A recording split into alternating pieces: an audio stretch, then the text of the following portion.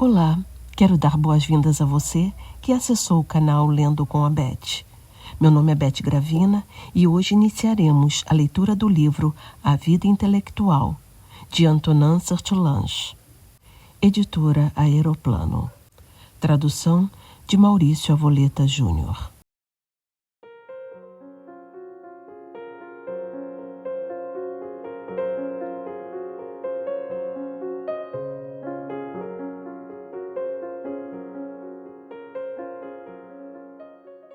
A recente obra publicada em francês em 1920 é defendido que sucesso de todo e qualquer empreendimento no campo do pensamento encontra o seu fundamento na busca pela verdade, já que a mais sábia decisão do intelectual é buscar ter diante de si a realidade tal qual ela é. É sobre isso que o filósofo, teólogo e também padre francês Antonin Gilbert Sertillanges fala no livro A Vida Intelectual, seu espírito, suas condições, seus métodos. Sertillanges nos alerta sobre a destruição cultural promovida pelo homem moderno, que seria uma hedionda devastação. Ele nos instiga ao ímpeto do contra-ataque, à necessidade de reconstrução. Todos os elementos da civilização devem ser retomados na fundação. Verdade é uma palavra constante neste livro. Eu diria, é a palavra-chave dele. É ela a pedra angular sobre a qual se constrói o edifício da vida intelectual. Qualquer desvio, qualquer ambição vã que se tenha no uso da verdade é um sacrilégio. Segundo o autor, quando o intelectual pensa corretamente, segue ao próprio Deus. Por isso é que escutar-se a si mesmo implica a mesma dificuldade que escutar a Deus. Daí a necessidade, para o trabalho intelectual, do silêncio de alma e de exclusão ou superação de nossas paixões desordenadas, de pensamentos tolos e das distrações do mundo. Só assim podemos submeter-nos ao veredicto da verdade. Contudo, a ênfase pautada no espiritual não significa desprezo do material, do corpo. Pelo contrário, Sertillanges salienta a necessidade de sua boa ordenação. A razão é simples. A matéria deve servir de instrumento eficaz e não obstáculo para o espírito. Negligenciar a saúde é tentar a sorte, além de interferir no livre progresso da alma. Nesse sentido, o autor acena para a necessidade dos cuidados com a higiene, com o lazer e os exercícios, alimentação adequada, sono equilibrado, etc. Sertillanges ainda assinala: a fonte do saber não está nos livros, está na realidade, no pensamento. Os livros são indicadores do caminho. O caminho é mais antigo e ninguém trilha por nós o caminho da verdade. O principal benefício da leitura, pelo menos da leitura das grandes obras, não é a aquisição de verdades esparsas, mas o acréscimo de sabedoria. Capítulo 7, 6. O livro é simplesmente um estímulo, não um substituto de nosso conhecimento. Prefácio à terceira edição, 1944. Seria esse o momento certo para reeditar um escrito assim? Quando o universo está em chamas, será oportuno jogar sobre as brasas umas folhas de papel para serem queimadas, em vez de formarmos uma fila e bombear a água do poço? O que se há de fazer? De qualquer forma, a sensação que se tem é de esmagadora impotência. Mas já que o presente só traz tormento e desarranjo, não deveríamos, através de tudo, preocupar-nos com o futuro? O futuro cabe a Deus e a nós, mas em dada ordem. Não cabe antes de tudo à força, e sim ao pensamento. Após uma hedionda devastação, será preciso reconstruir. Todos os elementos da civilização devem ser retomados na fundação. Arquitetos aventurosos virão com projetos. Já alguns se alardeiam. Poderão nossos mestres de obra chegar em um acordo coerente com a amplidão, com a harmonia e com a solidez que seria de esperar? Queira Deus. Em todo caso, haverá muito trabalho para a reflexão. há futuro para o conhecimento sob todos os aspectos que ele pode assumir em nossas complexas civilizações, quer passadas, quer em vias de renascer. O pensamento católico não terá o direito de cruzar os braços, tampouco o terão outros. Para todos os homens de boa vontade, a labuta vai ser imensa. Convicto de ser detentor da verdade essencial, a ele confiada pelo Cristo, o católico tem mais responsabilidade que qualquer um, e para estar à altura de assumi-la, ele tem de estar de posse de todos os seus meios, conferir seus métodos e preparar seu coração pela meditação sobre suas possibilidades, bem como sobre suas obrigações. Este livro não tem outro objetivo senão o de ajudá-lo nisto. Como em épocas mais calmas e, no entanto, necessitadas, o leitor saberá avivá-lo com uma chama nova que brotará de sua própria consciência. Por si só, um texto não é nada, assim como uma viagem por si só tampouco é nada. Faz-se necessária uma alma para concatenar entre si os méritos desta e as frases daquele, fazendo jorrar do contato essa luz misteriosa que se chama verdade ou que tem por nome beleza. O efeito de um livro depende de cada um de nós. A última etapa definitivamente não é a impressão que sai da gráfica, mas o verbo mental que o próprio leitor elabora. Ante o chamado dos acontecimentos e em meio à aflição contemporânea, e mais que nunca no dia seguinte a uma paz adquirida a tão alto preço e que recobrirá tantos destroços, confiamos em que as considerações aqui expostas no tocante à vida intelectual encontrem em nossos jovens uma compreensão renovada e uma eficácia superior. Aí está porque reeditamos este trabalho. Sabemos que ele tem de difundir-se em outros lugares, bem longe daquele de onde veio ao mundo. E é para nós uma alegria pensar que amanhã, devido à necessidade, tornará universal como hoje o é o caos. Nosso humilde esforço poderá unir-se ao dos melhores num ambiente comum renovado e nos dois mundos. Antonin Gilbert Sertilanges, 1944. Capítulo 1. A vocação intelectual. 1. O intelectual é um consagrado. Falar de vocação equivale a designar os que pretendem fazer do trabalho intelectual a sua vida, ou porque dispõem de vagar para se entregarem ao estudo, ou porque, no meio de ocupações profissionais, reservam para si, como um feliz suplemento e recompensa, o profundo desenvolvimento do espírito. Digo profundo para descartar a ideia de tintura superficial. Uma vocação não se satisfaz com leituras vagas, nem com pequenos trabalhos dispersos. Requer penetração, continuidade e esforço metódico no intuito de uma plenitude que responda ao apelo do espírito e aos recursos que lhe aprouver comunicar-nos. Este apelo não se deve conjecturar. Quem se aventura a um caminho que não pode trilhar com pé firme, conte de antemão com decepções. O trabalho pesa sobre todos e após a primeira formação, sempre custosa, seria loucura deixar descambar o espírito na primitiva indigência. Uma coisa é a conservação pacífica do que se adquiriu, e outra coisa retomar pela base uma instrução puramente provisória e que se considera simples ponto de partida. Este último estado de espírito é o de um chamado, implica uma resolução grave, porque a vida de estudo, sendo austera, impõe duros encargos, paga e abundantemente, mas exige uma entrada de capital de que poucos são capazes. Os atletas da inteligência, como os atletas do desporto, têm de prever privações, longos treinos e tenacidade por vezes sobre-humana. Precisam de se dar de alma e coração à conquista da verdade, visto que a verdade só presta serviços aos seus escravos. Essa orientação deve ser precedida de uma longa e madura autoanálise. A vocação intelectual é como as demais vocações, está presente em nossos instintos e em nossas capacidades. As nossas disposições são como as propriedades químicas que determinam para cada corpo as combinações em que podem entrar. Elas vêm do céu, de uma natureza primordial. Tudo se resume em ser dócil a Deus e a si próprio, depois de ter escutado estas duas vozes.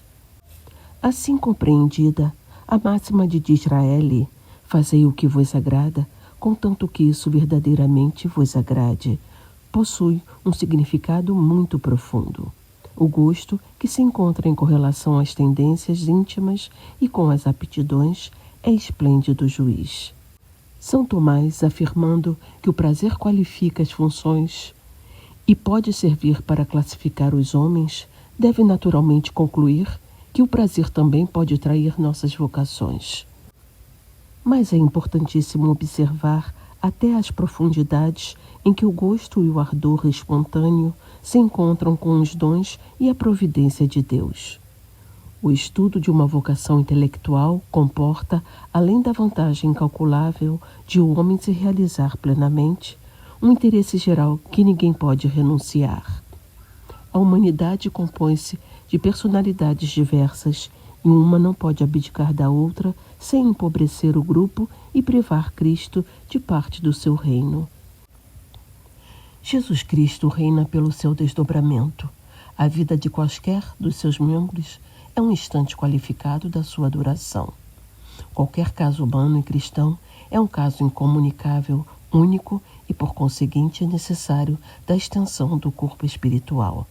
Se somos portadores da luz, não podemos, de forma alguma, esconder o brilho pequeno ou grande que de vós se espera na casa do pai de família. Ame a verdade e seus frutos de vida para seu bem e dos que estão ao seu redor. Consagre ao estudo a melhor hora do seu dia e o melhor do seu coração.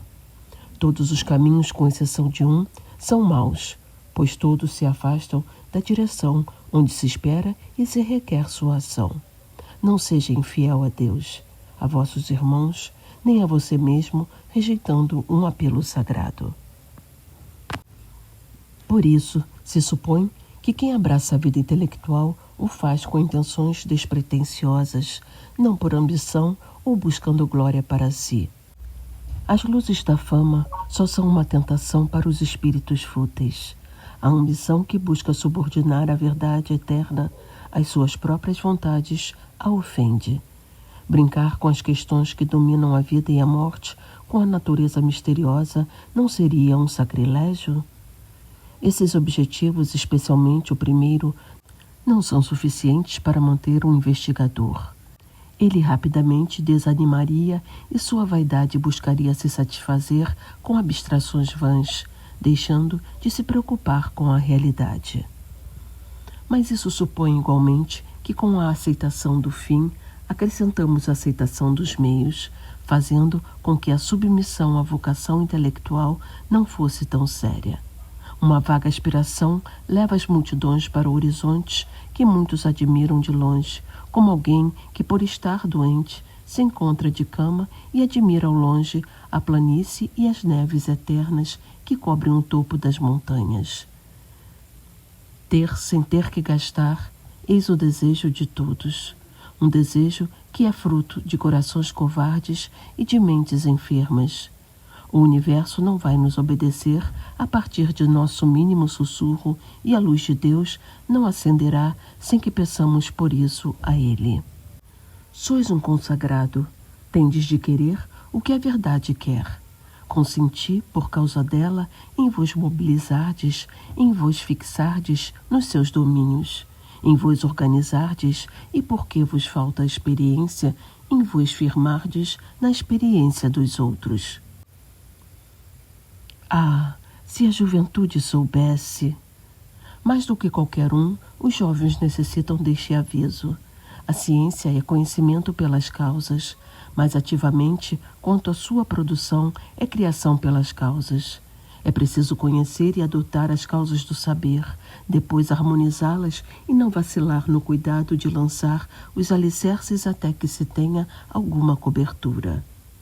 Que belas culturas se podiam empreender nos primeiros anos de liberdade após os estudos, revolvida ainda de fresco a terra intelectual e as sementes confiadas ao solo. Esse é um tempo que não volta mais, o tempo de que se há de viver mais tarde. Dependendo de como ele for, assim também seremos, pois não há maneira de alterar o caminho andado. Se viverdes superficialmente, sofrereis o castigo de ter desprezado, em seu tempo, o porvir que vive sempre de esperança. Pense cada qual nisso na hora em que o pensar pode servir.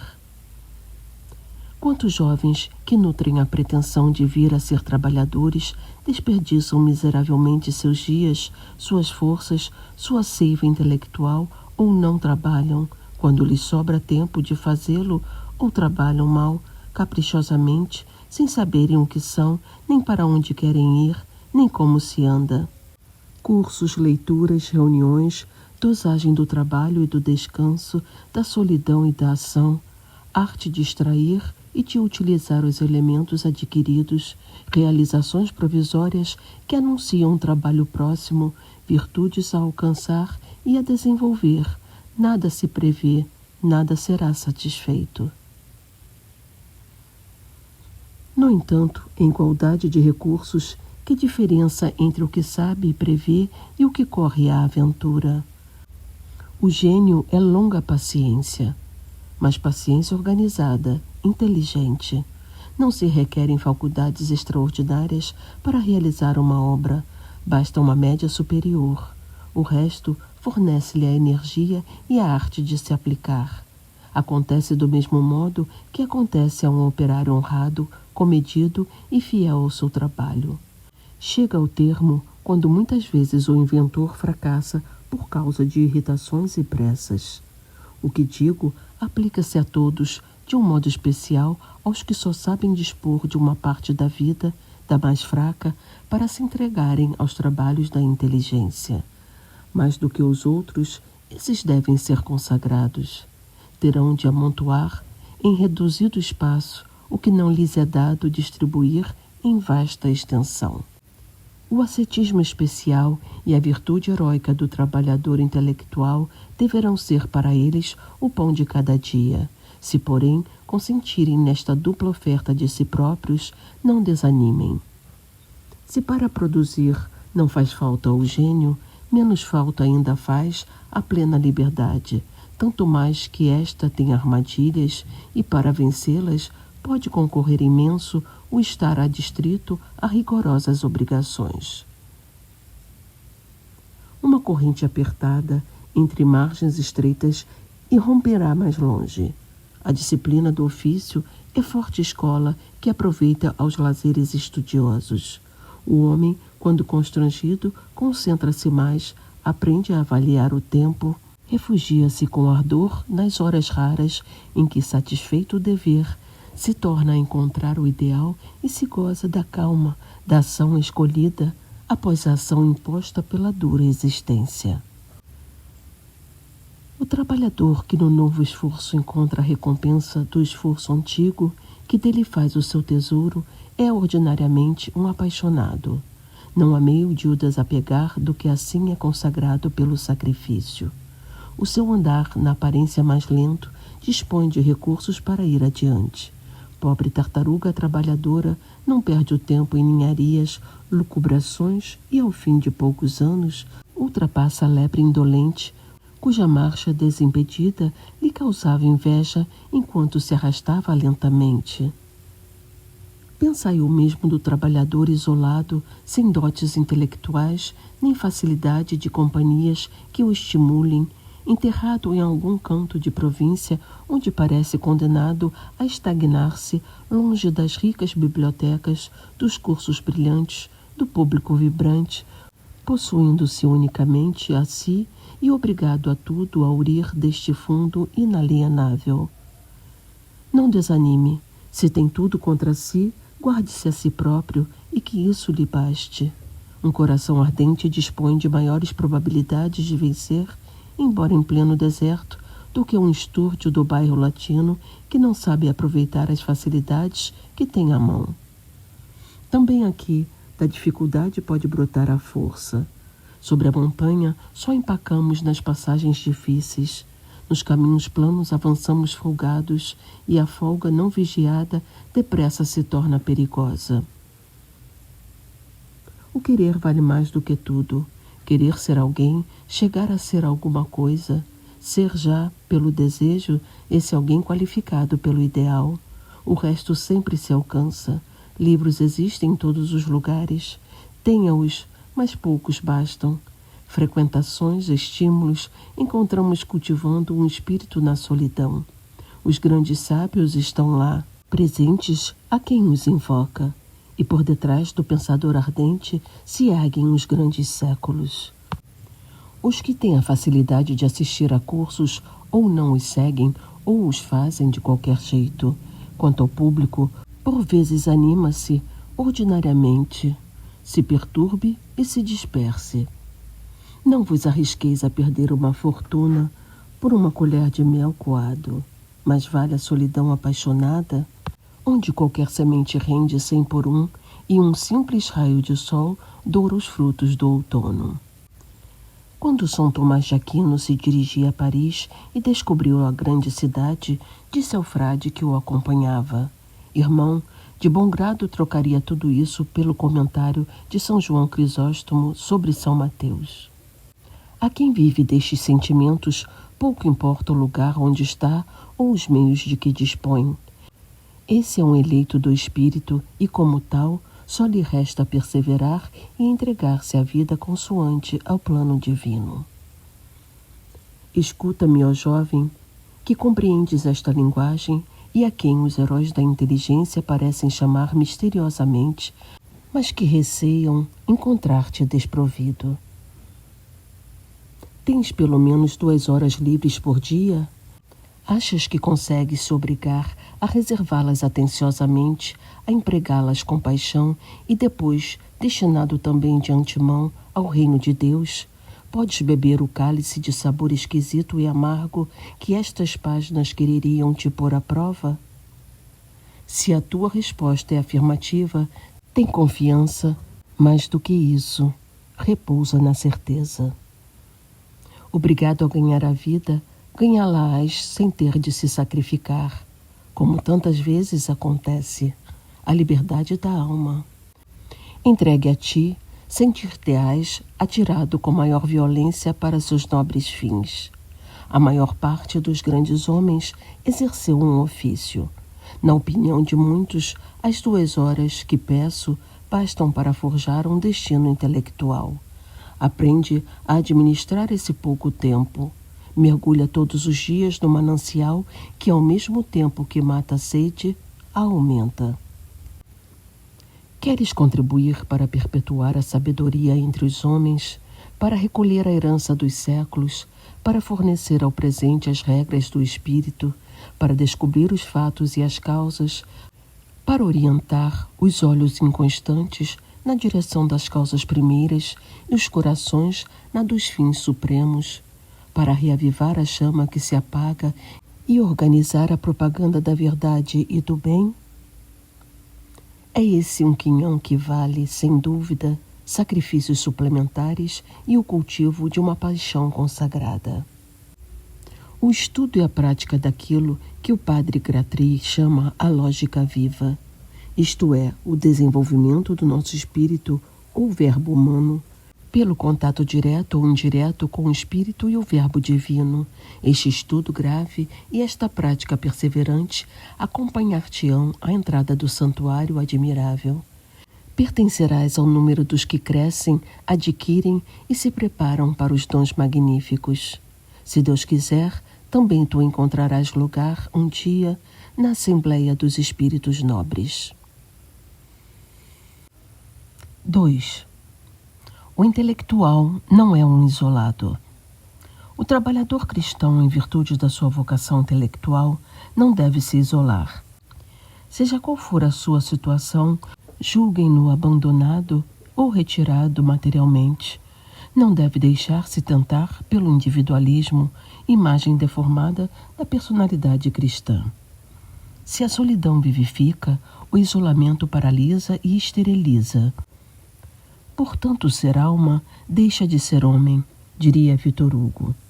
O isolamento é inumano, porque trabalhar humanamente é trabalhar com o sentimento do homem, das suas necessidades, das suas grandezas, da solidariedade que nos liga a uma vida estreitamente comum.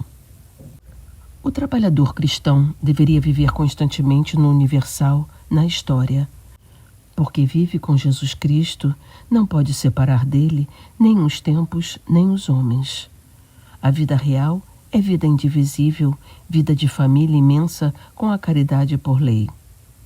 Se o estudo pretende ser ato de vida e não arte pela arte ou monopólio do abstrato, deve ser regido por esta lei de unidade cordial. Oramos diante do crucifixo, diz Gratry. Devemos também trabalhar aí, mas a verdadeira cruz não está isolada da terra.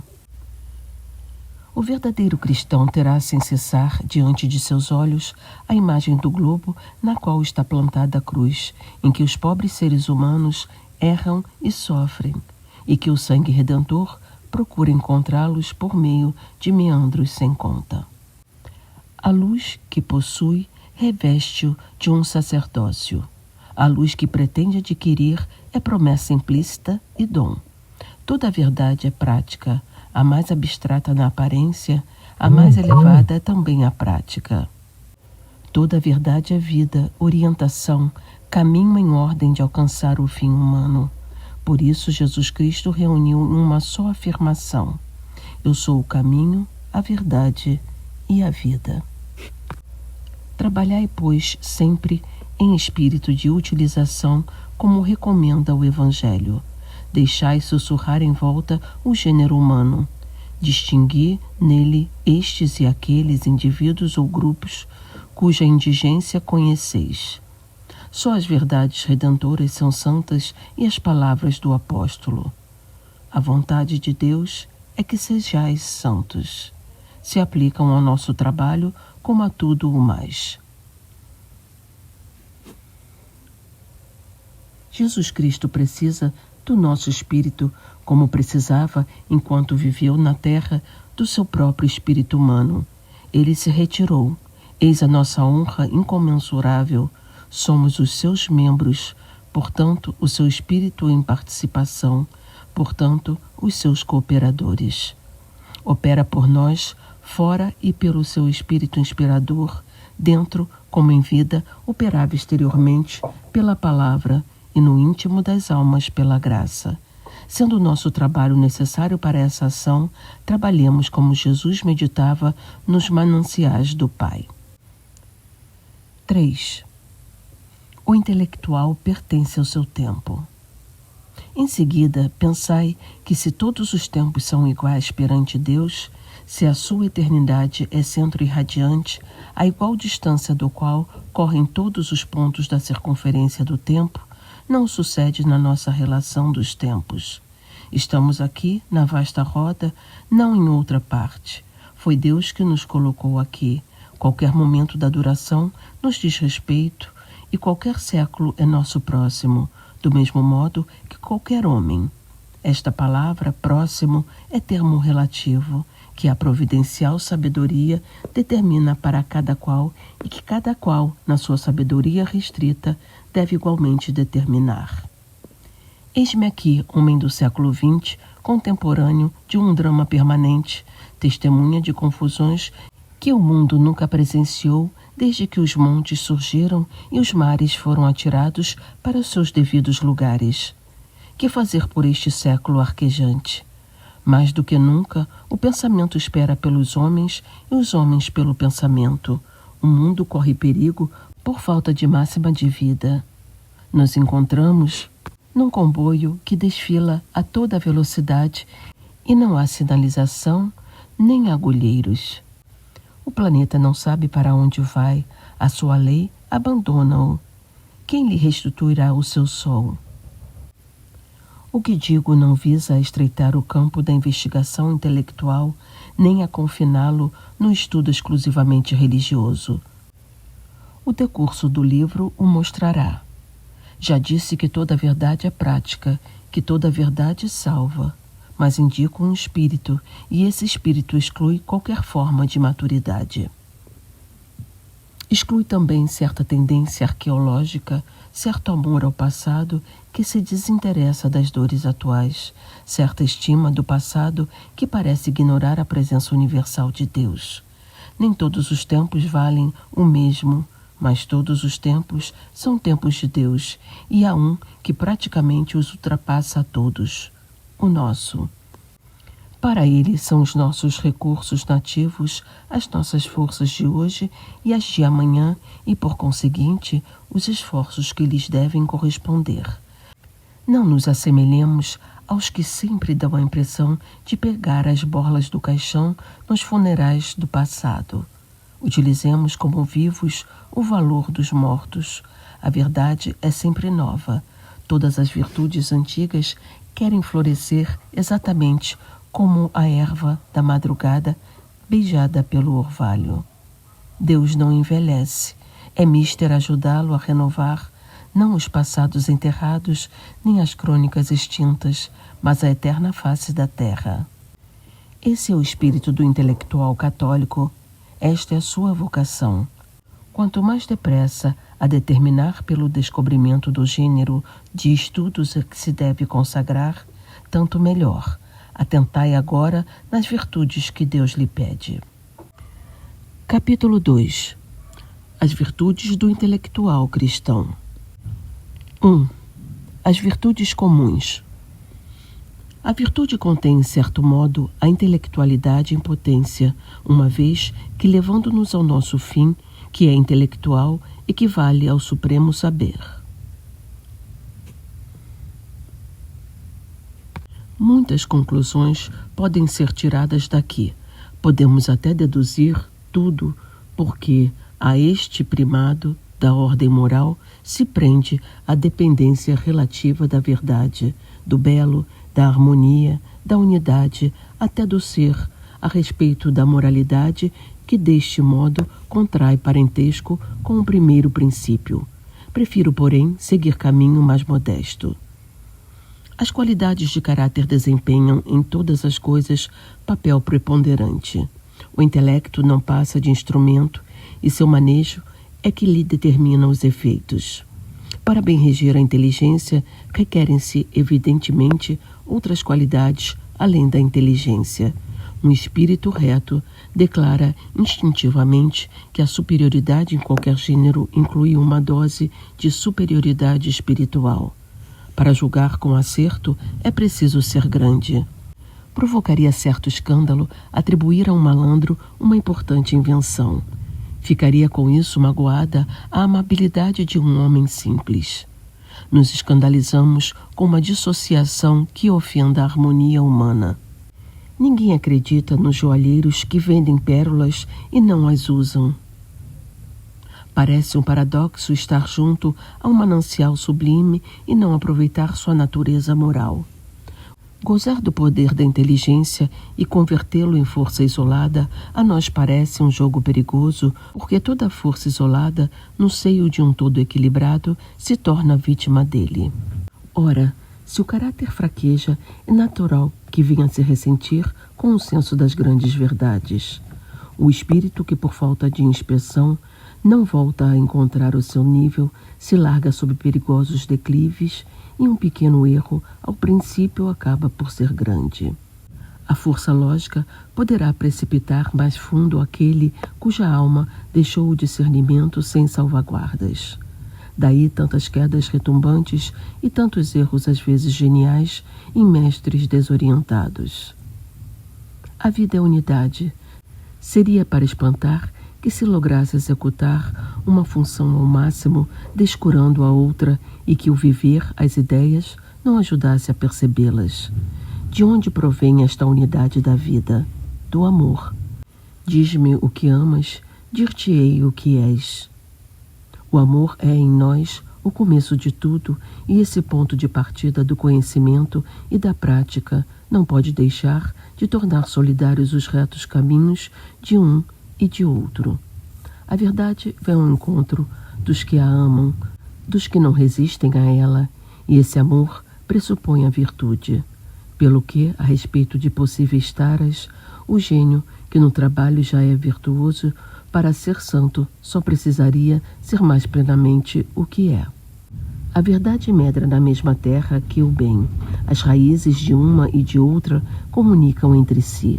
Desligados desta raiz comum e, por conseguinte, menos ligados à sua terra, ambos vêm a sofrer. Ou a alma se torna anêmica, ou o espírito se estiola. Pelo contrário, alimentando a verdade, se ilumina a consciência. Fomentando o bem, guia-se o saber. Praticando a verdade que se conhece, merece-se a que se ignora. Merecemo-la também com um mérito que é a sua própria recompensa, porque todas as verdades são interdependentes e, sendo a homenagem do fato de todas a mais decisiva, quando a rendemos à verdade da vida, beiramo-nos nas claridades supremas e das dependências. Embarcando no afluente, chega-se ao rio, e pelo rio ao mar.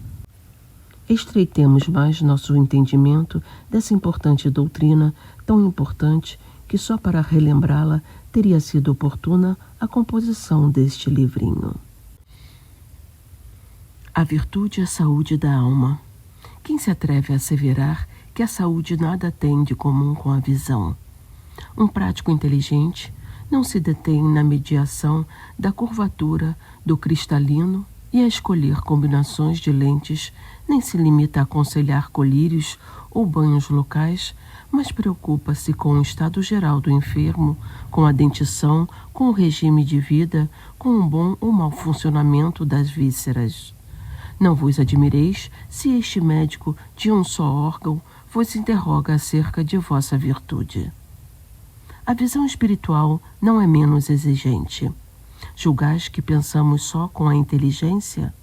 Seremos acaso puro feixe de poderes, donde retiramos o instrumento apto para isto ou para aquilo?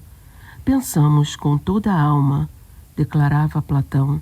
Nós vamos muito mais longe e dizemos, pensamos com todo o ser. O conhecimento interessa tudo em nós, desde a ideia vital até a composição química da mais pequenina célula. As desordens mentais, os estudos delirantes, as alucinações, as astenias e as hiperestenias, as inadaptações ao real, de qualquer espécie que sejam, provam claramente que não só o espírito pensa, mas o homem todo. Como querereis pensar bem com a alma doente, com o coração trabalhado pelos vícios, solicitado pelas paixões, desorientado por amores violentos ou culpados? Há um estado clarividente e um estado cego da alma, dizia Gratry, um estado são e consequentemente sensato e um estado insensato. O exercício das virtudes morais. Afirma, por sua vez, São Tomás de Aquino, das virtudes que refreiam as paixões, importa sobremaneira para a aquisição da ciência. Plenamente de acordo. Ora, analisai. De que depende, antes de mais nada, o esforço da ciência, da atenção que fixa o campo da investigação, nos concentra nele e apoia todas as nossas forças nesse sentido. Em seguida, do juízo que recolhe os frutos da investigação. Ora, as paixões e os vícios distraem a atenção, a dispersam, desviam e alcançam o juízo por rodeios, de que Aristóteles e outros muitos após ele perscrutaram os meandros. Todos os psicólogos contemporâneos estão de acordo neste particular. A evidência não permite dúvidas. A psicologia dos sentimentos governa a prática, mas também, em grande parte, o pensamento. A ciência depende das orientações passionais e morais. Acalmar-nos é desembaraçar em nós mesmos o senso do universal. Nos retificar é desobstruir o senso da verdade. Continuai a analisar. Quais são os inimigos do saber? Evidentemente, a ininteligência. E por isso, o que dizemos dos vícios das virtudes e do seu papel na ciência pressupõe sujeitos no restante iguais. Mas à parte a loucura, que inimigos temeis? Não pensais na preguiça, sepulcro dos melhores dons? Na sensualidade, que enfraquece e prostra o corpo, enegrece a imaginação, embota a inteligência, dissipa a memória? No orgulho, que ora deslumbra, ora entenebrece, que nos arrasta para o nosso próprio senso, a ponto de nos fazer perder o senso universal? Na inveja que recusa obstinadamente uma claridade vizinha? Na irritação que rejeita as críticas e se apega ao erro? Livre desses obstáculos, o homem de estudo se elevará mais ou menos segundo as suas posses e o ambiente em que vive, mas alcançará o nível do seu próprio gênio, do seu próprio destino. Todas as taras mencionadas estão mais ou menos ligadas umas às outras. Cortam-se, ramificam-se, e todas são para o amor do bem ou para o seu desprezo, o que para a nascente são os fios de água que se entrecortam. A pureza do pensamento exige a pureza da alma. Eis uma verdade geral inconcursa. Quem dera ao neófito da ciência se torne dependente dela. Subamos mais alto, e já que falamos de mananciais, não esqueçamos o primeiro. Ensina a mais segura metafísica que a verdade e o bem não somente estão ligados, mas também são idênticos pelos cimos. Para falar com exatidão, cumpre dizer que o bem de que falamos não é propriamente o bem moral. Diretamente é o desejável, mas um rodeio leva de um para o outro. O bem moral não é senão o desejável medido pela razão e proposto para a vontade como um fim. Os fins dependem todos de um fim último, e é esse fim último que encontra a verdade e com ela se identifica. Uni essas proposições e vereis que o bem moral, se não é inteiramente idêntico à verdade, depende dela por meio das finalidades daquilo que se almeja. Portanto, há entre ambos um laço, frouxo ou apertado, mas indestrutível. Não nos aproximemos da verdade pelo que em nós há de particular, mas participando do universal.